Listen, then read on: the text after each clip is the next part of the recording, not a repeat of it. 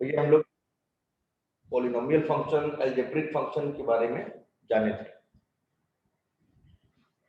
आइए जानते हैं रैशनल फंक्शन के बारे में। ये रैशनल फंक्शन क्या होता है, नाम से क्लियर लग रहा है। जैसे सर हम लोग रैशनल नंबर पढ़े थे, वैसे ही है कि कुछ पी बाई क्यू के फॉर्म में होना चाहिए। हम कहते हाँ बिल्कुल सही है। ऐसा फंक्शन जो कि पी बाई क्यू के फॉर्म में, पी एक्स क्या है, एक पॉलिनोमियल, क्यू एक्स क्या है, एक पॉलिनोमियल। पॉलिनोमियल हम जानते हैं, ratio of polynomials are known as rational function. जैसे ऊपर भी कुछ पॉलिनोमियल लिख दो, नीचे भी कुछ पॉलिनोमियल लिख दो। हाँ, यहाँ पे क्यू एक्स 0 नहीं होना चाहिए फॉर ऑल एक्स। ठीक है, किसी भी एक्स के लिए, मतलब एक्स की वही वैल्यू लेंगे जिससे डिनोमिनेटर 0 ना। ऐसा ही पी बाई क्यू फॉर्म में होता है, क्यू 0 नहीं होता है, सेम चाहिए हम लोग। ठीक है, तो ये एक रैशनल फंक्शन हो जाता है। सर जैसे पी एक्स और क्यू एक्स क्या है, हम लोगों ने कल पढ़ा था ना, पी एक्स क्या है। पी एक्स एक पॉलिनोमियल होगा, ए नॉट एक्स के power n, a one x के power n minus one, a two x के पावर एन माइनस टू, ऐसे करते करते a n minus one x, a n x गायब हो गया। क्यू एक्स क्या है, क्यू एक्स भी एक पॉलिनोमियल होगा, इसका नाम बी नॉट कह दो, बी नॉट एक्स के power n, b one x के पावर एम कह दो, क्योंकि एम तो यहाँ हो गया है, जरूरी नहीं कि सेम ऑर्डर हो। ये एम एन डिग्री है, ये एम डिग्री है, m minus one, b two x to power n minus two, plus plus plus plus plus plus a, b m minus one x to power one, फिर b m. So px and qx are two polynomials whose ratio is known as what? Rational function. y कहो या इसको लोग fx भी कह सकते हैं, कोई इशू की बात। एग्जांपल ले लेते हैं, ज्यादा क्लियर होगा। जैसे fx दिया हुआ है x plus one, x minus one. जैसे हम लोग वो जो इनइक्वलिटी में फंक्शंस लेते थे ना बेटा, इनइक्वलिटी निकालने के लिए जो हम लोग फंक्शन लेते थे, याद है, यही लेस देन ग्रेटर देन, वो सारे एग्जांपल रैशनल फंक्शन के थे। ठीक है, क्लिक किया, ऐसे सारे एग्जांपल रैशनल फंक्शन के थे। जैसे एक फंक्शन लिख दे रहा हूं मैं, एक्स माइनस वन का whole square x cube minus one upon x plus two x plus three का पावर 10। ये सभी क्या है, ये these all are example of what? Rational function. ठीक है, ये सबके एग्जांपल है किसके? Rational function. आगे बढ़ा जाए। ठीक चल रहा है भैया गांव वालों? या दो जन एब्सेंट हैं, कोई बात करो जरा, कहाँ है वो आजीविका, कहाँ है?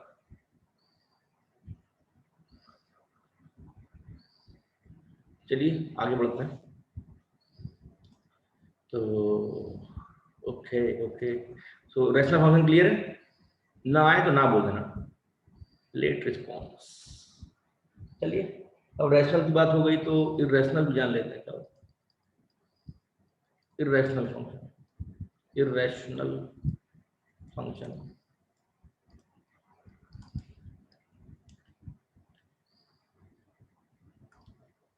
बेटा कह रही सर एक बार बता दो। तो देखो इसमें कुछ खास है नहीं बेटा। रैशनल फंक्शन का मतलब, इसे रैशनल नंबर होता है ना, पी आई क्यू के फॉर्म में होना चाहिए। वैसे ये फंक्शन है तो ये पॉलिनोमियल न्यूमरेटर में भी होना चाहिए और पॉलिनोमियल डिनोमिनेटर में भी होना चाहिए।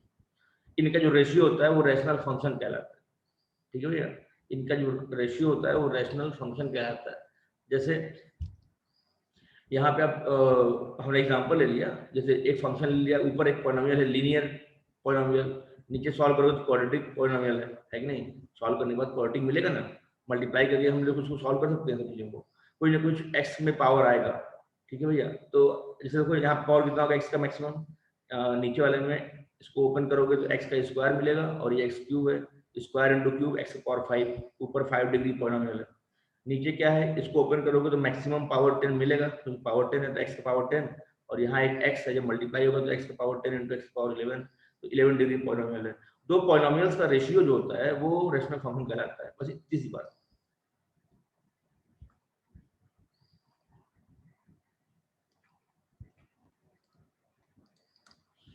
ठीक चल रहा है? तो आगे बढ़ेंगे फिर। Irrational function. इर्रेशनल फंक्शन क्या होता है? सर्ड में खासकर जब आते हैं फंक्शन तो उनको हम लोग इर्रेशनल कहते हैं। जैसे मान लीजिए किसी भी फॉर्म का हो, जैसे मान लीजिए इस फॉर्म का भी हो चलेगा, कोई दिक्कत नहीं। एग्जाम्पल लेके समझते हैं। जैसे रूट में x minus one upon x plus one आ जाए, स्क्वायर रूट आ जाए, sir Q x is not equal to 0 to all of x explain कर दीजिए। अच्छा, जाने बेटा मैं यही कह रहा हूँ ना कि जैसे डिनोमिनेटर 0 नहीं होना चाहिए, मतलब x के, ये मैंने अपने भाषा में लिख दिया कि फॉर ऑल x, आप जो भी x लेना बस डिनोमिनेटर 0 मत लेना। जैसे याद है ना इनइक्वालिटी में हम लोग क्या करते थे कि रूट्स को इंक्लूड नहीं करते थे अगर वो डिनोमिनेटर में है, तो डिनोमिनेटर 0 नहीं होना चाहिए। मतलब इसका मतलब ये हो गया कि सारे x ऐसे x लेना जिसके लिए क्यू एक्स 0 ना हो, डिनोमिनेटर 0 ना हो। जैसे यहाँ पे x की वैल्यू 1 या -2 नहीं लेना है। क्यों? क्योंकि 1 और -2 ले लेंगे तो ये 0 हो जाए। यहाँ पे x की वैल्यू -2 और -3 नहीं लेना है। क्यों? इन वैल्यू पर डिनोमिनेटर 0 हो जाएगा। तो क्यू एक्स क्या है? डिनोमिनेटर है, इसलिए मैंने उसको डिनोमिनेटर बोला, कोई 0 नहीं होना चाहिए। सॉरी, अच्छा 0 नहीं लिखा हूँ। Okay okay okay. तो Q x not equal to 0 for all x। ठीक है, Q x not equal to 0 for all x। किसी भी x के लिए क्यू एक्स 0 नहीं होना चाहिए। ठीक है, now it's clear. Okay okay okay Janvi बेटा, थैंक यू। बाबू मैं कह रहा था कि हाँ, इरेशनल फंक्शन जैसे ये सब आ गया ना, ये सब इरेशनल फंक्शन। जैसे f1 कह लो, f2x ले लो, रूट x अपॉन में x की पावर 1/3 प्लस x, ये सभी क्या है? इरेशनल फंक्शन है। मतलब अगर पॉलिनोमियल फंक्शन का रेशियो नहीं होता है तो उसको हम लोग इरेशनल फंक्शन कहते हैं। क्या कहते हैं? इरेशनल फंक्शन कहते हैं। ठीक है भैया। तो फंक्शन अगर कुछ है आपका P x upon Q x के फॉर्म में, और इसका पावर आपका मान लो 1/n हो जाए, जहाँ पे n कोई भी नेचुरल नंबर है। ठीक है, मतलब n ऐसा है कि n natural number, n greater than 2 रखो, ग्रेटर देन 1 या 2 रखो, ग्रेटर देन और इक्वल टू 2 रखो। ठीक है भैया, मतलब 1/2 पावर 1/3 1/4 ऐसा अगर पावर में आता है तो इसको हम क्या कहते हैं? रैशनल फंक्शन कहते हैं। ठीक है, या इनमें से कोई भी एक टर्म यदि पावर उसका इंटीजर नहीं होता है, पावर अगर उसका इंटीजर नहीं होता है, ऐसे के रेशियो को या सिंपल ऐसे फंक्शन को f x equal to f3x equal to मैं लिख दिया रूट एक्स प्लस 1 लिख दिया, ये भी इरेशनल फंक्शन है। ये भी क्या है? Irrational function. तो रैशनल और इरेशनल में बस ये अंतर होता है। ठीक है भैया। डिफिनेशंस ऑफ फंक्शन हम लोग देखना है, तो बस कैसे कैसे फंक्शंस होते हैं उनको जानते हैं। ठीक है, आगे बढ़े। है इजाजत? Explicit function. ये एक्सप्लिसिट फंक्शन क्या होता है? देखिए ध्यान दीजिए, ऐसा फंक्शन जिसमें आप y को completely as a function of x लिख सको। When y is solely defined as a function of x।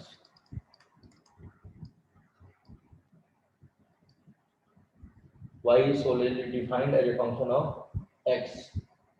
ठीक है, मतलब y as a function of x जब आप ऐसे लिख पाते हो तो आप कहते हो ऐसे फंक्शन को एक्सप्लिसिट फंक्शन। क्या है? एक्सप्लिसिट फंक्शन है। मतलब जो y है उसको एक तरफ, बाकी सबको एक तरफ आप लिख पाते हो। जैसे एग्जांपल है, जैसे कोई अगर लिख दे y equal to x plus 1, तो ये एक्सप्लिसिट फंक्शन है। क्यों? आपने y को कंप्लीट x के फॉर्म में लिख दिया।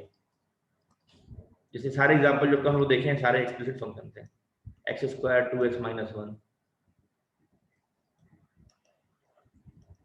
sin x plus x, plus 2 का पावर x, ये सभी क्या आपका एक्सप्लिसिट फंक्शन है। क्यों? आपने y को as a function of x लिख दिया, y आपका 2 का power sin x plus 2x, कुछ भी ऐसे लिख लो। These all are the examples of explicit function. These all are examples of explicit function. ठीक है, कोई डरने की बात नहीं है। These all are examples of explicit function. बस इतना ही होता है explicit function में। अच्छा, अब एक नाम आता है आपका implicit function। implicit function ये क्या होता है भैया? implicit function मतलब जहां पे y को as a function of x आप क्लियरली नहीं लिख पाओ, या आप x और y को अगर आप सेपरेट नहीं कर पा रहे हो तो, ठीक है, when y and x cannot be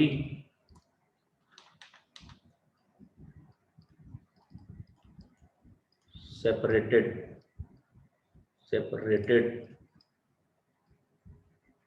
solely,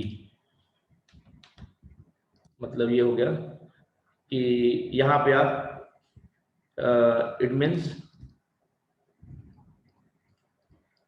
y as a function of x is not defined, you can say is not defined। ठीक है, जैसे हम लिख के दे रहे हैं, आप समझना, मेरी भावनाओं समझना। जैसे x into x plus y sine में है आपका x प्लस वाई बराबर 2 बराबर 2x बराबर 2x प्लस वाई, ऐसे में लिख दिया। ठीक है, now here you can not find y as a function of x। यहाँ पे आप y निकाल नहीं सकते, इसमें एंगल में से y नहीं निकालोगे ना, तो यहाँ पे आप देखो x और y को सेपरेट नहीं कर पाओगे। यहाँ पे y क्लियरली सेपरेबल था, यहाँ पे आपका y सेपरेट नहीं हो पा रहा है। ठीक है, जैसे कोई बोले sir x plus y equal to 2, अच्छा बताओ ये इम्प्लिसिट है कि एक्सप्लिसिट है? Anyone? This can be explicit और दिस इज इम्प्लिसिट। एनीवन सोचिए, एनीवन? इम्प्लिसिट ख्वाहिश कह रही है, अतुलित कह रहा है एक्सप्लिसिट, ऋचा कह रही है इम्प्लिसिट। वेरी गुड, 3 बच्चे। पीयूष कह रहा है एक्सप्लिसिट, आदित्य इम्प्लिसिट। अरे वाह अरे वाह जानवी, फिर एक्सप्लिसिट। देखो आंसर कैसा आया है, implicit explicit, implicit explicit, implicit explicit. क्या बात है। तो देखो यहाँ पे हम अगर x को उधर भेज दें तो क्या आएगा, x plus y equal to 2 upon x, उधर चला गया। और इस x को उधर भेज दो तो y equal to 2 upon x minus x. We have written y as a function of x completely and hence this is explicit function। ये explicit function। आपने y को देखो ना सॉल्व करने के बाद यहाँ पे आप y निकाल ही नहीं पाओगे, क्योंकि यहाँ साइन के अंदर है ना, साइन के अंदर ये एज अ इनपुट जुड़ा हुआ है, तो आप यहाँ से y नहीं निकाल पाओगे। तो you can not right this equation completely as a function of x, so this is implicit function। ये एग्जांपल है इम्प्लिसिट का, ये इम्प्लिसिट है। समझ में आ रहा है? इतनी सी बात है, बहुत कठिन नहीं है, बस खाली पहचानवा रहा हूँ कि कैसे कैसे फंक्शन का नाम होता है। ठीक है भैया, हमने पॉलिनोमियल फंक्शन जान लिया, अलजेब्रिक फंक्शन जान लिया कैसा दिखता है, हमने फिर रैशनल और इरेशनल फंक्शन जान लिया कैसा दिखता है, हमने एक्सप्लिसिट और इम्प्लिसिट फंक्शन किसको कहते हैं हमने ये भी जान लिया कैसा दिखता है। क्या क्लियर है? कोई दिक्कत तो नहीं किसी को? बाबू, बच्चा, नन्ना मुन्ना बाबू?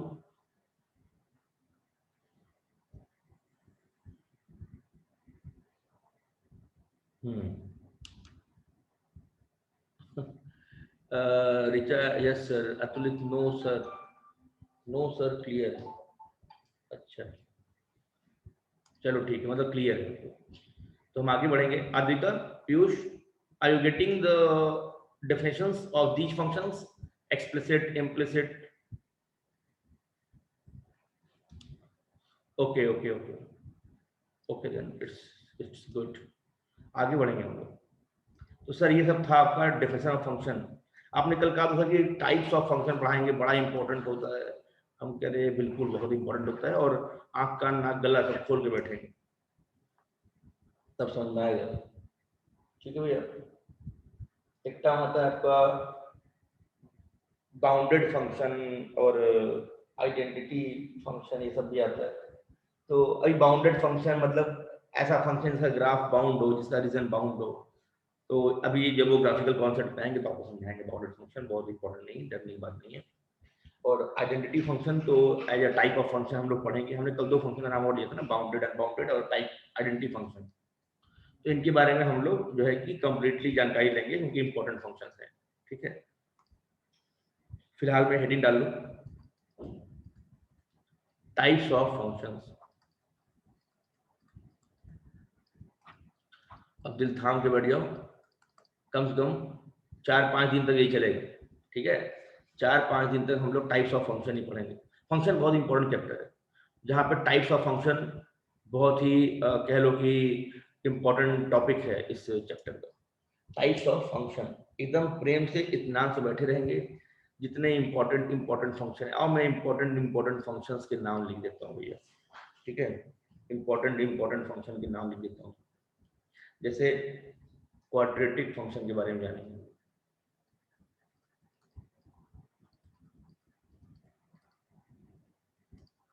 क्वाड्रेटिक फंक्शन के बारे में जानेंगे। ठीक है, इसके बाद हम लोग जानेंगे मॉडुलस फंक्शन के बारे में। मॉडुलस फंक्शन के बारे में जानेंगे। ठीक है, मॉडुलस के बाद हम लोग जानेंगे कि सिग्नम फंक्शन क्या होता है। सिग्नम फंक्शन क्या होता है। सिग्नम के बाद हम लोग जानेंगे कि एक्सपोनेंशियल फंक्शन क्या होता है। एक्सपोनेंशियल फंक्शन क्या होता है। इसके बाद हम लोग जानेंगे लॉगरिदमिक फंक्शन क्या होता है। लॉगरिदमिक फंक्शन क्या होता है। इसके बाद हम लोग जानेंगे ट्रिगोनोमेट्रिक फंक्शन क्या होता है। ट्रिगोनोमेट्रिक फंक्शन क्या होता है।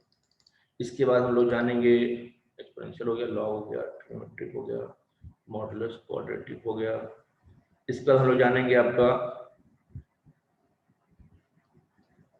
ग्रेटेस्ट इंटीजर, बहुत इंपॉर्टेंट, ग्रेटेस्ट इंटीजर फंक्शन क्या होता है। इसके बाद हम लोग जानेंगे लीस्ट इंटीजर फंक्शन क्या होता है। फिर हम लोग जानेंगे फ्रैक्शनल पार्ट क्या होता है।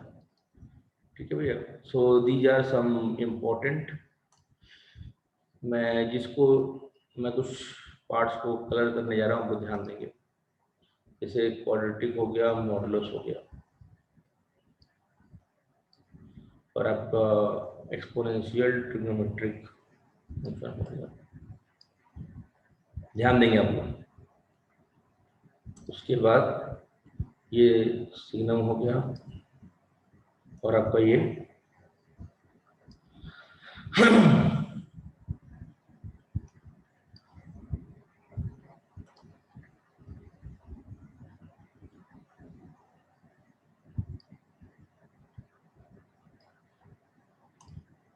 ध्यान दीजिएगा, ये आपका डिसकंटिन्यूअस फंक्शन,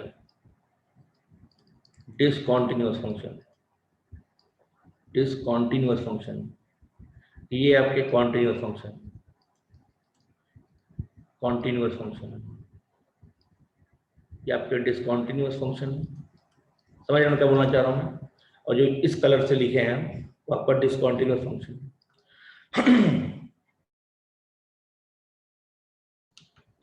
बाबू कॉन्टिन्यूअस और डिसकंटिन्यूअस मतलब क्या होता है कि अगर इनका ग्राफ ड्रॉ करेंगे, हाँ, अगर इनका ग्राफ ड्रॉ करेंगे, हाँ, इनका जब कॉन्टिन्यूअस मतलब क्या होता है, इनका जब ग्राफ ड्रॉ करेंगे या बनाएंगे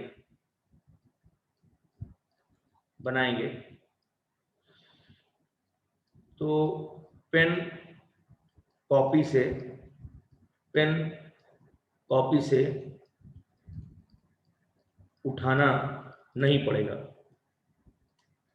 नहीं पड़ेगा। ठीक है, कॉन्टिन्यूस फंक्शन मतलब एक ग्राफ ड्रॉ करेंगे तो कॉपी से पेन नहीं उठाना पड़ेगा, जैसा भी ग्राफ रहेगा गंदा गंदा वो सब एक बार में बन जाएगा। ठीक है, तो ऐसा फंक्शन जिसका ग्राफ बनाओ, मैं सब, अच्छा इन सबका फोटो दिखाऊंगा आपको, सब दिखते कैसे कैसे हैं। मैं आपको क्वाड्रेटिक फंक्शन को दिखाऊंगा कि इसका फोटो कैसा होता है। हमने कहा था बेटा क्वाड्रेटिक इक्वेशन को पढ़ के आना घर से, आज मैं उसके बारे में चर्चा करूंगा, ऐसा मैंने बोला था। तो आप लोगों को मतलब आप लोगों ने पढ़ा घर पे, ईमानदारी से यस और no please, within 5 second answer दो चैट बॉक्स में, यस और नो। 1 2 3 4 5। जानवी यस सर, बस एक बच्ची ने हाँ बोला है। अतुलित यस सर, इतना late response sir. Piyush yes sir, चलिए पढ़े हैं तो अभी मालूम चलेगा। तो हाँ, तो हम इसको मिटा दे रहे हैं, ये गंदा गंदा हमने बना दिया। ठीक है भैया, तो ये हो गया आपका टाइप्स ऑफ फंक्शन के बारे में। इसी ऑर्डर में हम लोग पढ़ेंगे, अगर कुछ फंक्शन में भूल जाऊंगा तो हमको याद दिलाना। ठीक है भैया, अभी दिमाग में था, सब मैंने लिख दिया, सब हो गया मेरे ख्याल से। क्वाड्रेटिक हो गया, मॉडुलस हो गया, सिग्नम हो गया, हाँ एक्सपोनेंशियल, लॉगरिथम हो गया। लॉगरिथम अब आएंगे तो लॉग अच्छे से पढ़ेंगे हम लोग, इसीलिए हम कह रहे हैं। अब समझ लो कि सुनो, ये कहने के लिए फंक्शन चैप्टर है, आपको मैं ये पढ़ाऊंगा तो आपको क्वाड्रेटिक इक्वेशन क्लियर हो जाएगा, आपको मैं जब ये पढ़ाऊंगा तो आपको लॉगरिथम क्लियर हो जाएगा, लॉग क्लियर हो जाएगा, एक्सपोनेंशियल फंक्शन क्लियर हो जाएगा, ट्रिग्नोमेट्रिक फंक्शन अपने आप में क्लियर हो जाएगा। तो ये एक चैप्टर नहीं है, ये कन्वोल्यूशन, ये कॉन्फ्लुएंस ऑफ मेनी चैप्टर्स है। ठीक है, तो इसलिए मैं कह रहा हूँ बहुत ही इंपॉर्टेंट है, एक भी क्लास मिस मत करना। एक भी फंक्शन की प्रॉपर्टी अगर छूट गई तो हम बता रहे हैं बहुत दर्द होगा। नंबर 1। दूसरी बात, हर फंक्शन की प्रॉपर्टी अगर जान जाओगे तो डायरेक्ट सवाल फोड़ोगे आईआईटी वगैरह, डायरेक्ट सवाल फोड़ोगे आईआईटी वगैरह में, केवीपीवाई में डायरेक्ट सवाल फोड़ोगे, मैं बता रहा हूँ। ठीक है, इसलिए एक भी क्लास पलक झपकना ही। ठीक है, एकदम ऊर्जा के साथ बैठना, चाहे हम कैसे ही पढ़ाएं, मतलब मैं ऊर्जा में रहूं चाहे ना रहूं, आपको ऊर्जा में रहना है हमेशा। ठीक है, you have to be charge always, क्योंकि हम लोग फंक्शन पढ़ा रहे हैं, बहुत इंपॉर्टेंट चैप्टर पढ़ रहे हैं भैया, समझ में आ रही बात। आगे बढ़ना चाहता हूं मैं, ध्यान देंगे। और अगले पेज पे मैं आ गया। टाइप्स ऑफ फंक्शन का पहला पार्ट है क्वाड्रेटिक फंक्शन। दिल थाम के बैठेंगे, क्यों? क्योंकि क्लास 10th में एक बार हम लोग पढ़े थे सर इसके बारे में थोड़ा बहुत। तो एक बात और, जैसे कि सर तो क्या आप क्वाड्रेटिक इक्वेशन पढ़ाने जा रहे हो क्या? नहीं, ऐसा नहीं है। मैं उसके बारे में कुछ ऐसी जानकारी देने जा रहा हूँ जिसकी मदद से हम लोग डोमेन और रेंज निकाल सकते हैं। हमने कहा था डोमेन और रेंज निकालना हम लोग दोनों साल सीखेंगे, मतलब जीवन भर सीखेंगे अपने पढ़ाई के। तो जीवन भर मतलब 11th और 12th दोनों ही हमारा जीवन है। इन दोनों दोनों साल में हम लोग सीखते ही जाएंगे डोमेन कैसे निकालते हैं, रेंज कैसे निकालते हैं। तो पहले डोमेन रेंज निकालने का एक पहला पड़ाव मैं आपको देने जा रहा हूँ, that is your quadratic function. ठीक है, पहला टाइप ऑफ फंक्शन क्या है? Quadratic function.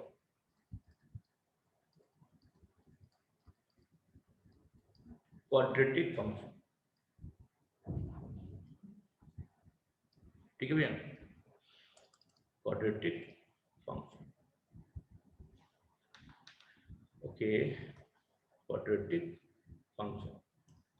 आगे बढ़े तो ध्यान देंगे, बड़े ही इत्मीनान से देखेंगे हम लोग, बड़े अच्छे बच्चे ना। कोई फंक्शन है आपका, let f x a x square plus b x plus c. ठीक है, यही होता है आपका क्वाड्रेटिक फंक्शन, ऐसे दिखता है।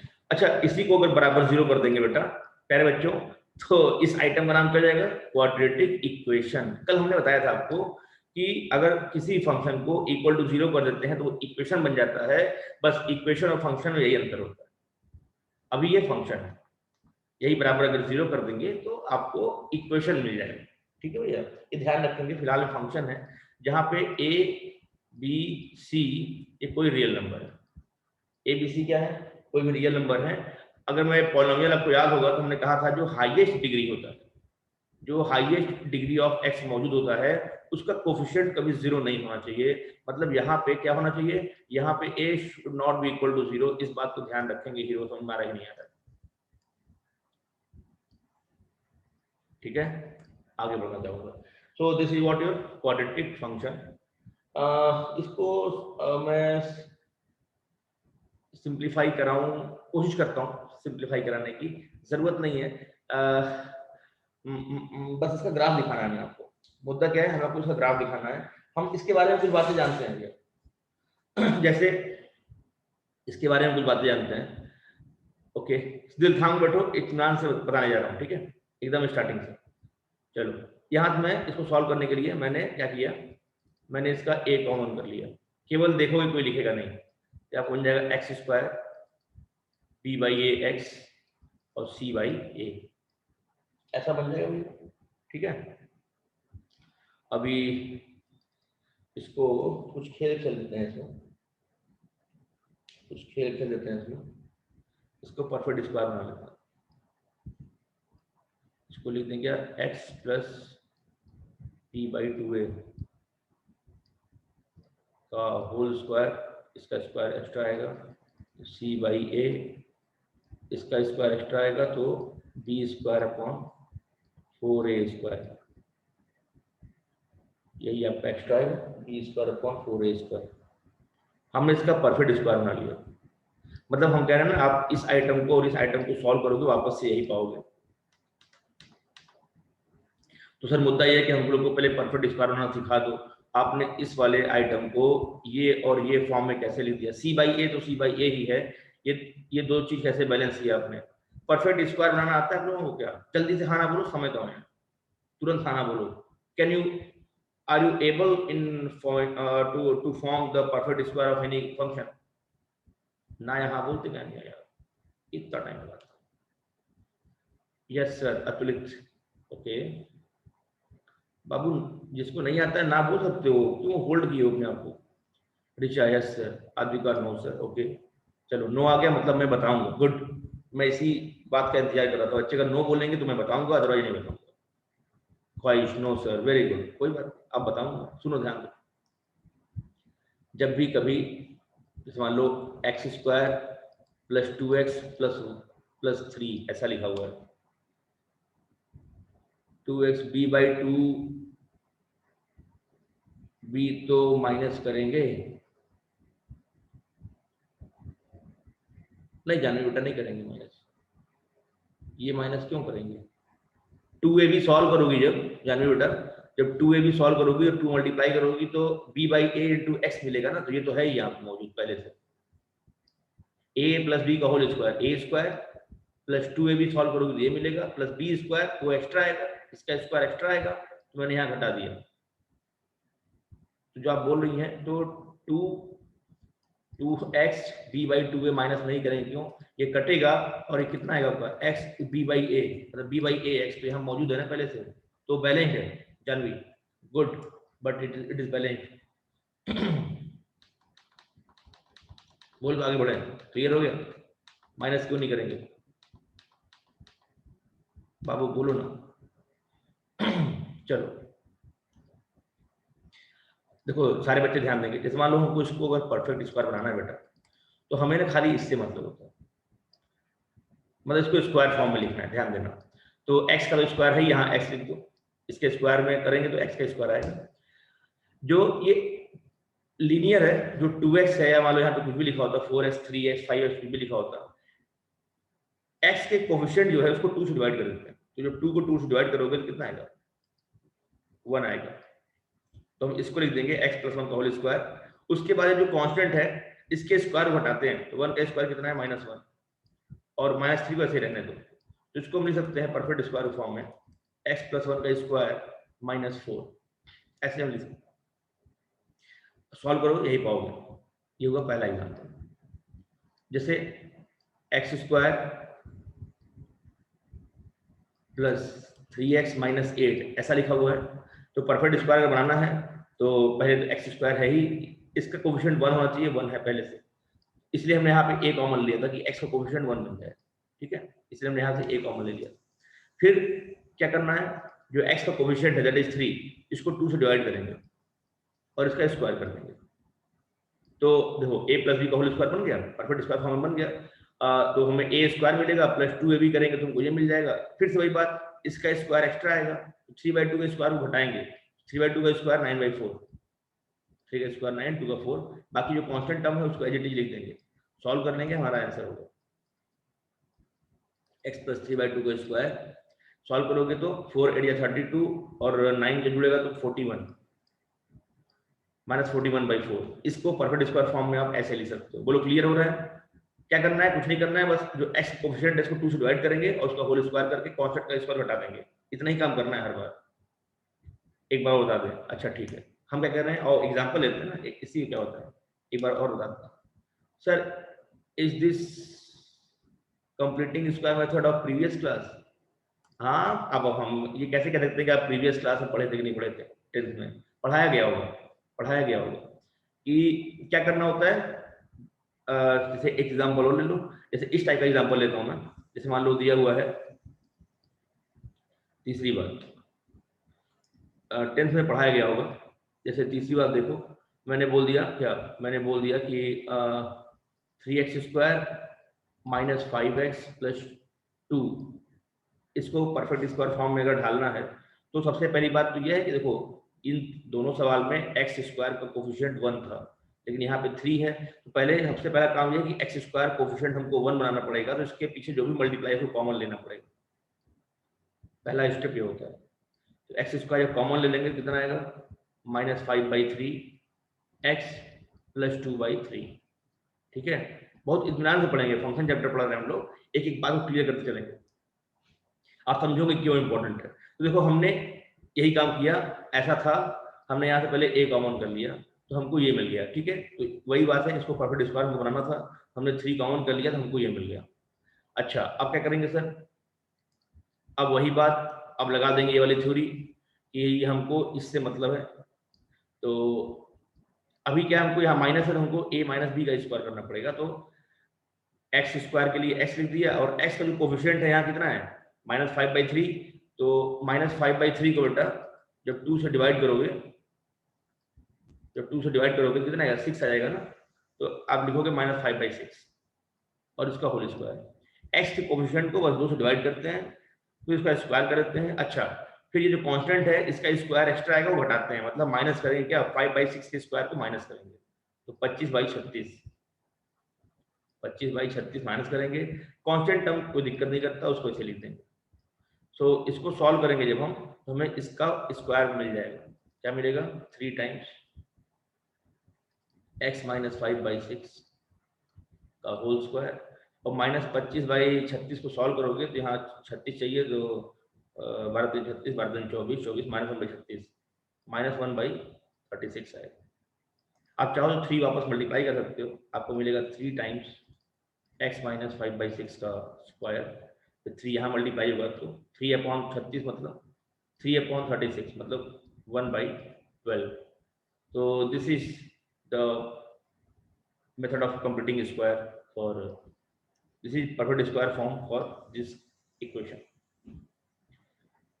क्लियर है? अभी आप अभी तो आप लिखे नहीं होंगे, इसका स्क्रीनशॉट ले लो, फिर अगले मीटिंग में मिलेंगे, क्योंकि ये मीटिंग ओवर होने वाली है। This meeting is going to be over, so going to over, तो हम इसको मिलते हैं नेक्स्ट मीटिंग में। इसको मैं सेव कर लेता हूँ, एंड कर रहा हूँ, रिज्वाइन करिए, फिर से बातें करेंगे।